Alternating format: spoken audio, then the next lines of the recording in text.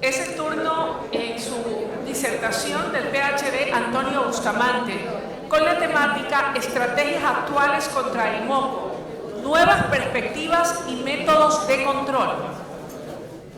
El PhD Antonio Bustamante es ingeniero agropecuario, graduado en la Universidad Politécnica del Ejército ESPE, con una maestría en Biología Celular y Molecular de Plantas, Universidad Politécnica de Valencia.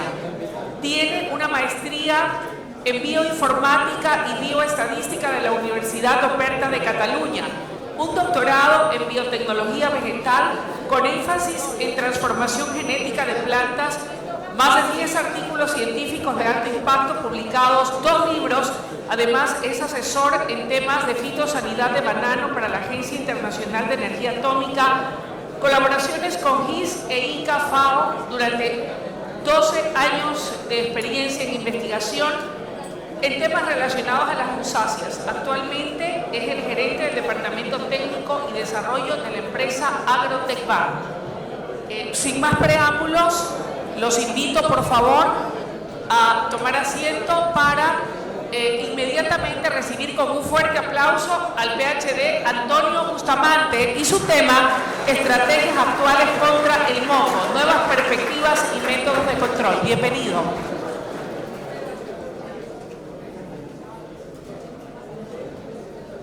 Ok. Muy buenas tardes. Muchas gracias por la invitación a EVE, un evento bastante interesante.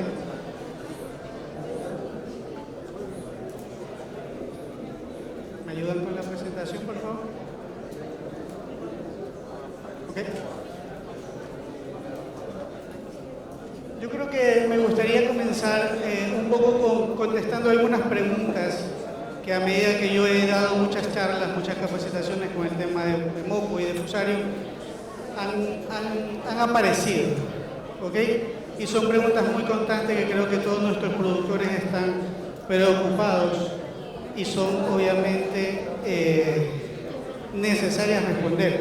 Probablemente no tengo respuesta a todas, pero sí los quiero dejar bastante presentes para que comencemos a pensar en qué posibles soluciones le podemos dar.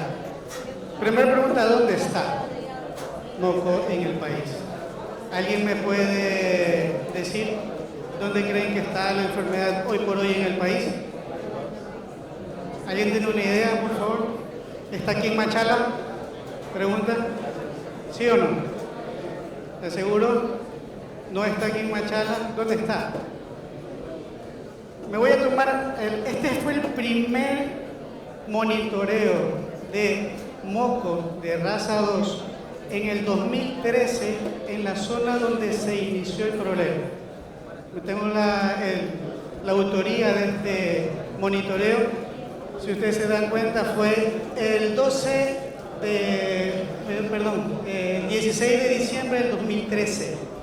Fueron los primeros 15 focos de la enfermedad que hubo en el país en la zona comercial. ¿Okay? Desde ese entonces que se monitoreó y monitoreamos esta enfermedad, siempre tuvo la preocupación de que esta enfermedad, ¿qué va a pasar con esta enfermedad cuando iba a llegar a banano? En ese entonces, el foco más cercano de moco a una plantación de banano era 21.19 kilómetros.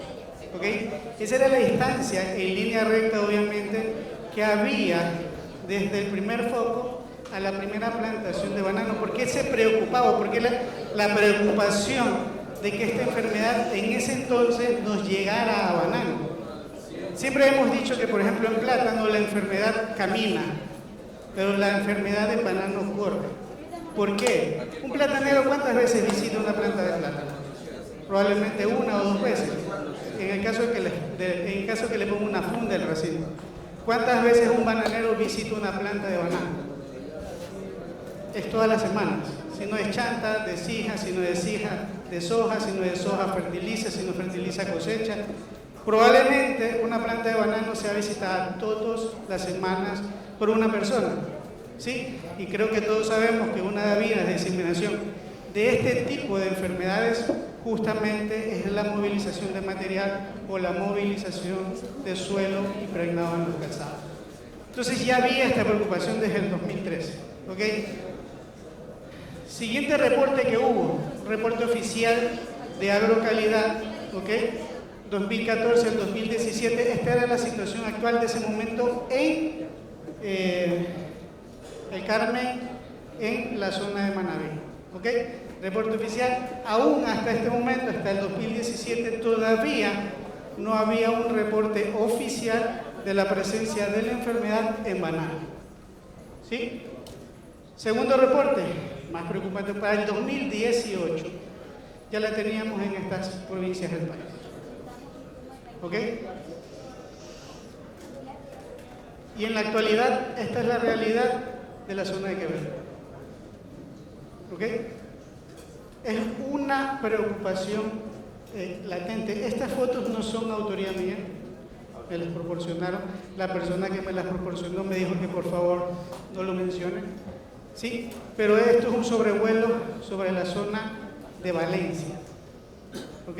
Y tengo una serie de fotos más dramáticas, sino que no me daba tiempo para la presentación para ver. Pero esta es la realidad en la cual nos estamos enfrentando hoy por hoy al tema de moco. Y la pregunta clave, ¿cuántas hectáreas tenemos? ¿Alguien se atreve a dar una cifra? ¿Alguien puede decir una cifra?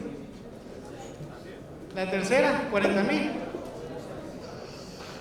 40.000 hectáreas, yo creo que vamos un poquito más ya afectadas. ¿Ah? ¿Cuántas hectáreas improductivas?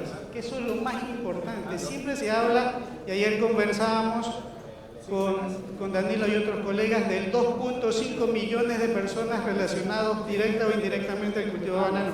Esa cifra viene dada desde 2011, hay que actualizarla. Actualmente rondeamos ya los 3.5 millones de personas relacionadas al cultivo de banano. ¿Ok? Zonas improductivas. Esto quiere decir que esta cifra de aquí, por cada hectárea perdida, probablemente ya hay una persona menos sin trabajo. Ese es el impacto que estamos teniendo de esta enfermedad. ¿Ok? Ojo, y quiero aclarar, no son cifras oficiales, por favor. ¿Ok? Si alguien, y mucha gente me han dicho que estoy exagerando, por favor, con toda confianza, podemos hacer un recorrido por la zona de Valencia y con gusto les puedo enseñar qué es lo que está pasando en la zona. ¿Ok? Otra pregunta importantísima, y aquí está el debate a qué hacer cuando tengo la enfermedad. ¿Repicar o no repicar una planta? Es otra pregunta que hay. Hay muchos protocolos que te recomiendan el repique de la planta. Para mí no es lo más eficiente y les voy a explicar por qué. La inyección de glifosato en la planta, y creo que lo explicó el doctor Danilo Vera, era para que para que la planta funcione como un ataúd. O sea, toda esa carga bacteriana y fúngica que está dentro de la planta, la idea es que se mantenga allá adentro. Acuérdense que tanto Fusarium como moco son dos patógenos sistémicos. Si yo paro la sistemia o la circulación de la planta, paro la incorporación de estos patógenos al suelo. Entonces, si ya inyectamos una planta con glifosato, ¿para qué picarla?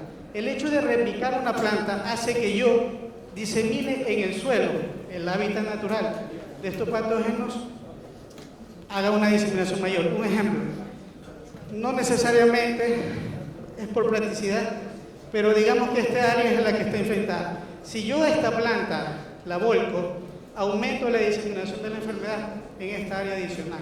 ¿Por qué? Porque la repico. ¿Okay?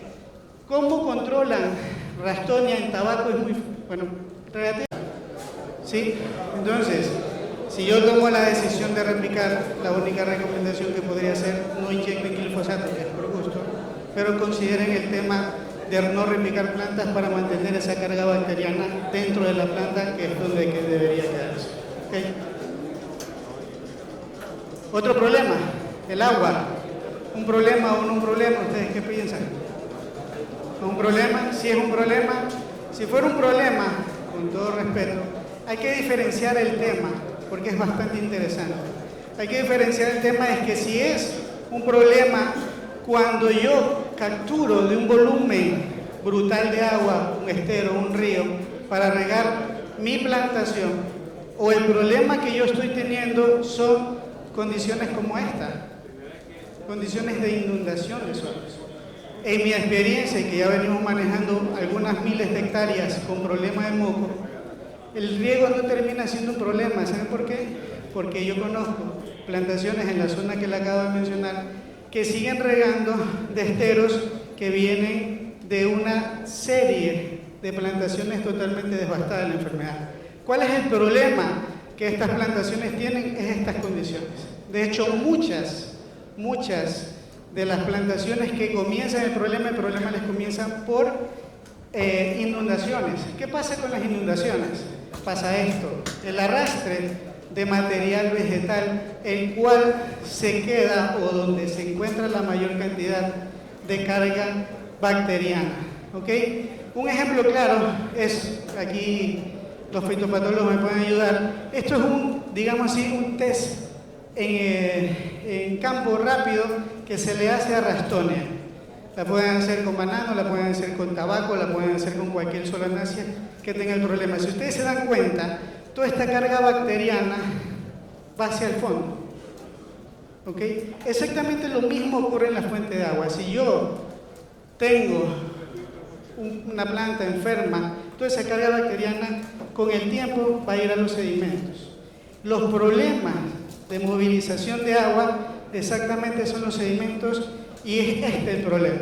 Una maquinaria dragando un terreno, ¿sí?, en el cual todo este sedimento de este suelo lo estoy incorporando a mi plantación.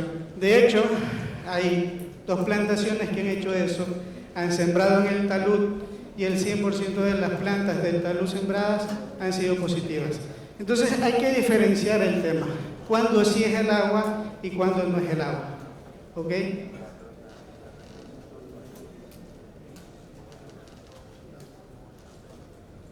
¿Sí? Este es otro problema gravísimo. El 100% de las plantaciones que yo he tenido oportunidad de visitar comienzan con un problema de erwinia que no puedo controlar. ¿Okay? ¿Cuál es el típico método de control de erwinia? Es repicar una planta, ¿no? Repico una planta, le echo cal y se fue. De repente, 2 o 3 meses después, la planta al lado otra vez con erwinia. 2 meses después, otra planta al lado con erwinia. Otra planta al lado con erwinia. Señores, tenemos que comenzar a toda planta sospechosa que esté en nuestra plantación, poderla evaluar y poder corroborar que realmente es erwinia o es moco. ¿Quién me puede diferenciar de cuáles de esas fotos de ahí? Ahí hay erwinia y moco. ¿Pueden diferenciar? Y ojo, no pueden decir si apesta es erwinia y si no apesta es moco, porque más o menos por ahí el 40% de las plantas ya muestran síntomas asociados de las 2 enfermedades en el campo. O sea, ustedes pueden encontrar tanto erwinia como moco en la misma planta y el porcentaje va ascendiendo. Entonces, el problema aquí es que hay complejos de enfermedades. Otra situación típica que se encuentra en el campo y que es un problema, esta es una planta infectada. La siguiente planta infectada, la primera planta infectada, la segunda planta infectada probablemente les aparezca 20 o 30 metros más allá. No le va a aparecer alrededor de la planta. Y generalmente, ¿qué pasa? Es otra complicación, porque dicen, una única planta, eso es erwinia, del tratamiento de erwinia, cuando realmente lo único que están haciendo es diseminar la enfermedad. ¿Ok? Y la gran pregunta, ¿tiene o no tiene cura? ¿Alguien me puede responder eso? ¿Tiene o no tiene cura la enfermedad? Digamos que encuentro la cura mágica, ¿sí? La bala de plata que muchos productores quieren encontrar, y inyecto mi planta o le aplico a la planta. ¿Quién me garantiza que el trabajador con una herramienta coja una planta enferma y me la vuelva a infectar? ¿Quién me garantiza a mí que no venga un invierno alto y me traiga sedimentos del vecino que no puedo controlar la enfermedad? Entonces, les dejo el tema de que si tiene cura o no. ahora tenemos que pensar en un manejo integrado de la enfermedad. ¿Ok? El doctor Amoriño habló perfectamente de materiales resistentes, ¿sí? Muchísima experiencia en Brasil. Y él dijo una palabra clave: hasta que tengamos el material hay que ganar tiempo. Y el tiempo se lo gana con estrategias de manejo. Y de hecho, aún así, perdón doctor que haga este comentario, así sea que tengamos la variedad resistente a moco, a fusario y a cigatoca, tenemos buchitop, tenemos brácteas, tenemos otras santomonas, tenemos otras patologías que no nos llegan. Entonces hay que comenzar a pensar que el manejo de estas patologías va a tener que hacer con un programa de manejo. ¿Ok? Algo rápido de síntomas, ¿sí? Bueno, no quiero cansar a la audiencia con síntomas de la enfermedad, pero para mí esta es la forma más sencilla y la más práctica de identificar la enfermedad. Si ustedes ven una hoja con un síntoma como ese, como este, y quieren identificar si es o no es, identifiquen si hay ácidos vasculares en las hojas. Es un tema bastante práctico que lo puedo hacer. En el caso que yo la puedo identificar, la probabilidad de que sea la enfermedad es muy, muy alta. El tema de sintomatología de pseudotallo, sabemos que es una enfermedad que se presenta en el centro, por eso comienza a expresarse en las hojas bajeras. Y el tema de cormo, la famosa monedita que le llamamos, que es una... Sí. Ojo, en mi experiencia, primero veo síntomas en hoja y después veo síntomas en hijuela. Entonces hay muchos sí que fomentan mucho el diagnóstico de la enfermedad bajo estas condiciones, pero si uno revisa una hoja, primero va a tener síntomas en la hoja y después el hijuela. ¿Ok?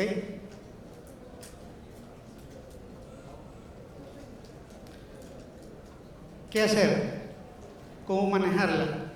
Una pregunta típica y sé que muchos colegas aquí, todos tienen el protocolo para erradicación y probablemente muchos de las fincas y muchos técnicos que estén aquí saben perfectamente qué hacer en el caso de una planta enferma. No vamos a cuestionar los protocolos, pueden ser buenos, pueden ser malos, pueden ser... Todo depende de la aplicabilidad que tengan. Pero yo les pregunto a alguien tiene un programa de manejo de prevención? ¿Qué hacer? Yo siempre le digo a los productores, señores, lo que yo ya tengo enfermo de moco está enfermo. ¿Sí? Y generalmente el porcentaje que yo encuentro de infección en las plantas es 20-80. 80% libre de la enfermedad, 20% de la enfermedad. ¿Por cuál me preocupo? ¿Por cuál se preocuparía? Entonces, ¿por qué estamos empecinados de saber cuál es el protocolo que tenemos que hacer en las plantas enfermas? ¿Qué hacemos en las plantas sanas? ¿Sí? Primerito, y esto creo que lo han escuchado de muchísimos colegas nacionales e internacionales. ¿Qué está pasando en el suelo? ¿Cuál es el antagonista que tenemos de este tipo de patologías en el suelo? ¿Hay microorganismos? ¿No hay microorganismos? Siempre pensamos en aplicación de microorganismos, lo primerito que pensamos es en tricoderma. ¿Sí o no? Apliquemos tricoderma, que tricoderma es la solución. No, señores. El suelo, así mismo como la carga de macro y microelementos es enorme, así mismo son los microorganismos. Ahí vamos a tener rastrinias buenas, vamos a tener fusarium bueno, vamos a tener tricoderma también, vamos a tener bacillus, ¿sí? Vamos a tener un sinnúmero de microorganismos que me generan un suelo supresivo. Eso es un suelo supresivo. El equilibrio de los microorganismos en el suelo. ¿Cómo yo puedo saber qué poner y qué no poner? ¿Por qué no comenzar a pensar en hacer un análisis de carga microbiana? Tal y cual lo hacemos para sacar una receta de fertilización, la misma receta tiene que ser para los microorganismos. Porque no es solo tricoderma. Últimamente he escuchado mucho decir que el tricoderma no coloniza suelo. Es un hongo de suelo. Tricoderma coloniza suelo. ¿Ok? Olvídense que tricoderma no coloniza suelo, pero no sé qué. No sé, tal vez me puedo estar equivocando, algún fitopatólogo que me diga que me estoy equivocando, pero tricoderma es un hongo de suelo, coloniza suelo. Entonces hay que pensar qué pasa. Resultados que hemos obtenido de finca. Un productor que se le habló y me dice, no, es que vamos a aplicar tricoderma. nosotros manejamos que si los hongos están sobre 1000, 2000, 3000, digamos que es una población adecuada. Y él pensaba poner tricoderma en este suelo. Cuando analizamos el resultado de gram negativas y gram positivas, la diferencia cambia. Ese señor, esa finca tiene que aplicar bacilos, porque la diferencia bacteriana en el suelo es enorme. Y según dice la literatura, que cuando yo tengo una carga de Ralstonia superior a un exponente a la 7, tengo alta probabilidad de que se me desarrolle la enfermedad en ese suelo. Estas son las condiciones reales de los suelos ecuatorianos. Y esto es más dramático todavía. Si ustedes se dan cuenta, en el caso de tricoderma, hay incluso suelos de que no encuentran tricoderma aquí en Ecuador. Podemos discutir con los fitopatólogos y decir que estos resultados no están bien, ya lo hemos discutido muchas veces, pero es la realidad. El desequilibrio que tenemos nosotros en esos suelos, en la carga microbiana, es brutal. Y es por eso una de las razones que en mi concepto nos está dando duro Ralstonia.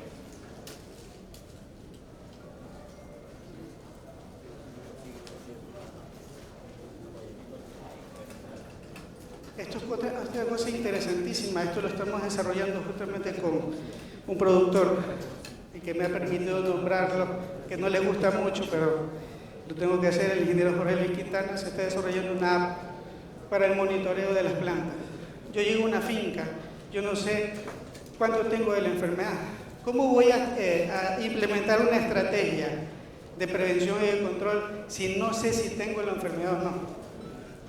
¿Cómo yo sé dónde está, cómo me entró, o cómo poder entender cómo se me está diseminando la enfermedad? ¿Sí? Entonces, si ustedes ven aquí, esto es un monitoreo con el equipo de un trabajador. Si ustedes se dan cuenta aquí, tengo huecos grandes que simplemente el trabajador no me llegó a monitorear. Este es un buen monitoreo que se hizo. ¿Cuáles son los resultados que hemos obtenido en el monitoreo? Estos son los resultados del monitoreo. ¿Ok? Esto de aquí fue bastante, cada puntito rojo es una planta enferma, vamos. Esto fue bastante interesante, porque cuando nos reunimos con el propietario le habían dicho que solo tenía 10 hectáreas infectadas. Ojo, aquí habían más de 12.600 plantas enfermas en 76 hectáreas. ¿Ok? Entonces, claro, el productor rápidamente hizo cálculos, 12.600 plantas a densidad de 1.300 plantas, efectivo, doctor, le pegó 10 hectáreas afectadas. Es muy diferente a tener esto, o a tener esto.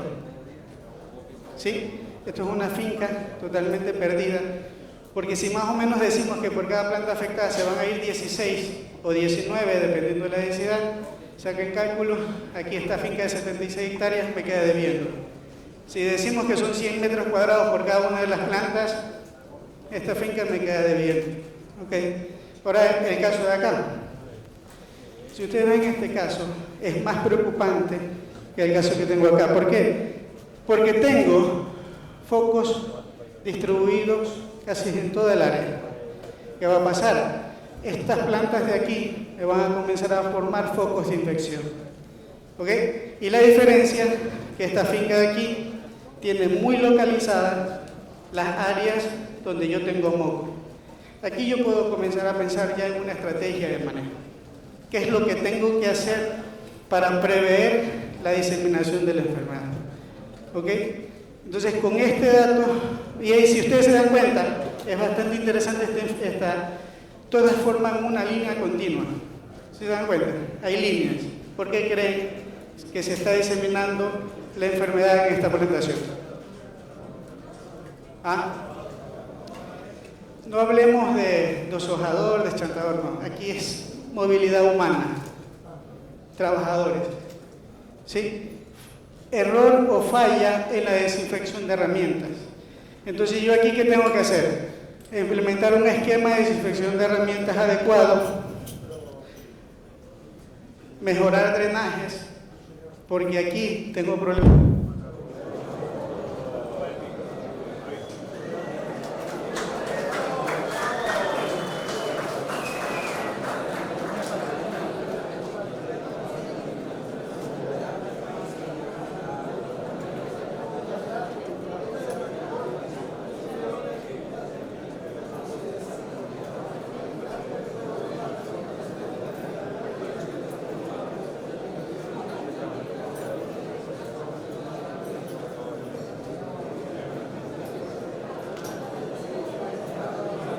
simplemente la zanja se va a rebosar, ¿sí? Y la zanja ciega, que no tenga conexión al sistema de drenaje de la finca. Eso es muy importante. ¿Ok? No me voy obviamente, a tomar la autoría de estos inventos. Son inventos del ingeniero Jorge Luis Quintana.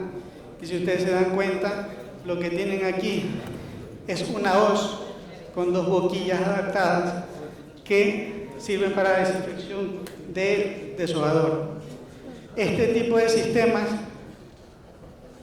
no disminuye el rendimiento del trabajador. Más o menos gasta 10 litros, ingeniero, por día. Más o menos gasta 10 litros por día en la desinfección. Y aquí tienen el sistema para el desige. Recomendación: palillas de entre 8 y 10 centímetros, no más grande. Tengo menos superficie que yo desinfectar y los puedo cargar con una bobina así mismo eléctrica, 10 litros, y que me vayan desinfectando planta a planta. Esto es para poder demostrar que sí se puede desinfectar planta a planta. ¿Ok? Y lo estamos haciendo en muchas fincas que han copiado el modelo del ingeniero Quintana.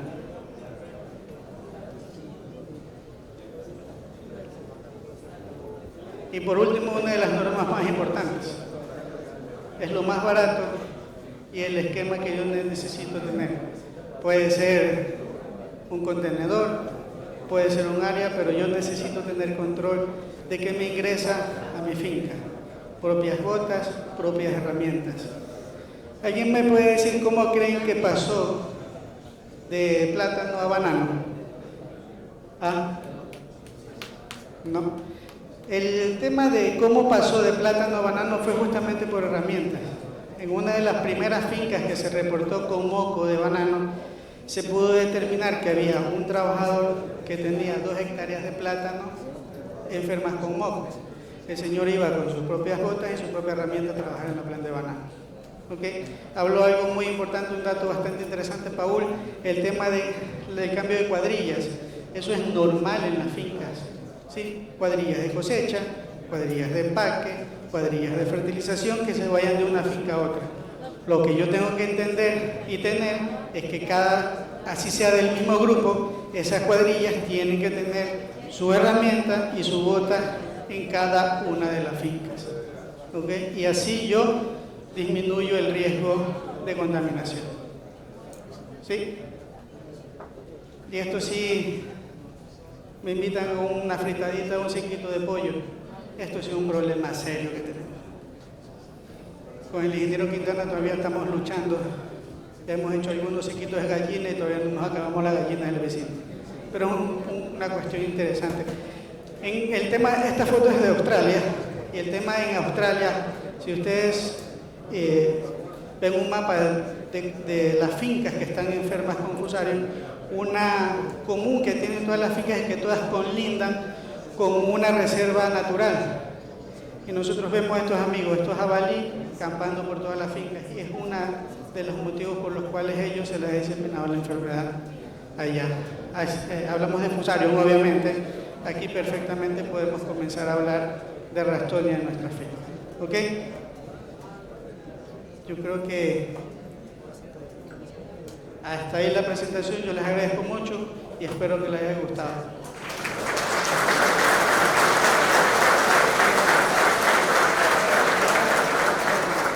Muchas gracias al PhD Antonio Bustamante. En honor al tiempo, no sé si hay un par de preguntas al menos. Miren que tuvimos la interrupción. Allá hay dos, mi querida Paola, a la mitad del salón, una dama y un caballero juntos. Sí les voy a agradecer que tengan la gentileza de que la pregunta sea concreta para que podamos avanzar. Miren que tuvimos este imponderable de que se fue la energía.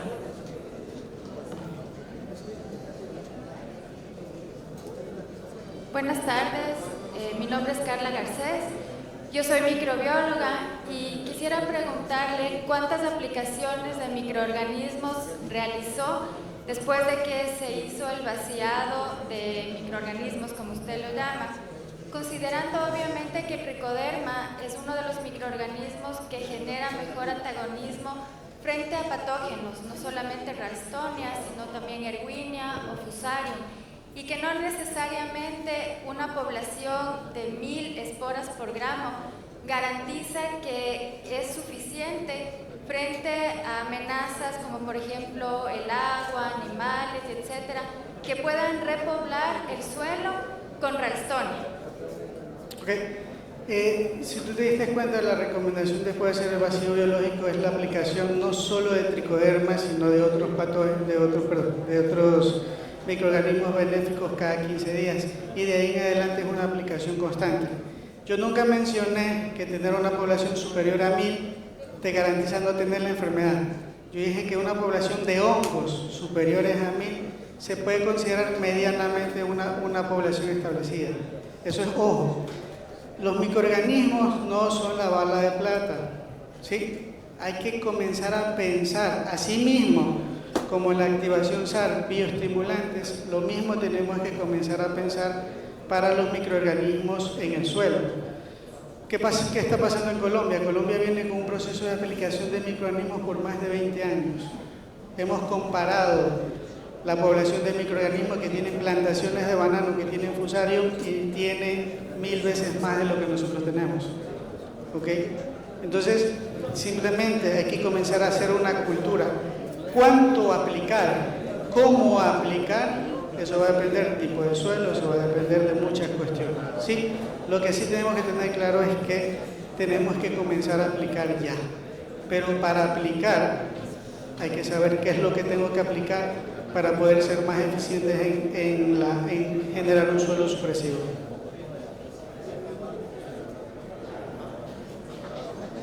¿Tenemos una pregunta adicional? Sí, doctor, buenas tardes. Usted mencionó que a diferencia de los fumigantes que se cubren con plástico, tienen la posibilidad de aplicar más veces cobre. ¿Cómo usted evita que se genere resistencia o que la bacteria lea su molécula de cobre si la está aplicando constantemente? Sí, nosotros comenzamos a cuestionar cobre para utilizarlo frente a Sigatoka, por ejemplo. ¿Hemos cuestionado el cobre para utilización de Sigatoka? ¿Ah? Entonces sabemos que es una molécula que funciona, es un fungicida por naturaleza el cobre. Entonces, esto no se trata de qué cobre, de qué yodo, de qué cosa. Simplemente se trata del protocolo de entender que yo tengo que bajar una carga bacteriana, ¿sí? Para hacerla manejable al momento que yo incorpore microorganismos benéficos, ¿ok? Y el cloro y el cobre, lo solucionamos con la aplicación de carga. Tenemos una pregunta adicional. Buenas tardes con todos, estimado doctor. Muchas gracias por su charla. El comentario o pregunta que yo quería hacer es ¿cómo afrontamos el tema de los perros en las fincas? Es una pregunta bastante complicada porque básicamente pues ellos tienen un respaldo, una protección que se le ha dado últimamente en el tema legislativo. ¿Y cómo podemos hacer? Y yo llamo también a las autoridades a que se hagan presentes a ayudarnos con estrategias efectivas para que este tipo de problemas, con el que es mascotas, perros que están por ahí, que se entran a las fincas, y eso es un problema bastante fuerte, nos puedan dar una solución o afronten el problema como autoridades. Muchas gracias. Esterilización, que es lo que están promulgando, y de ahí una correa, es lo único que te podría decir. O sea, es complicado, el tema de animales es bastante complicado, y aquí hablamos animales de gallinas, hablamos de perros, pero no se olviden del picudo, ¿sí? Que estamos haciendo monitoreos en fincas donde el promedio por trampa supera los 50 picudos en promedio. Entonces, no se olviden de ese amiguito también. Muchísimas gracias. Un aplauso para Antonio Bustamante, que nos ha hablado de un tema muy interesante respecto de las estrategias actuales contra el moco. No se me vaya, en medio de una accidentada tarde por los cortes de energía. Voy a hacerle la entrega a él de este reconocimiento a nombre de AEBE por su extraordinaria disertación.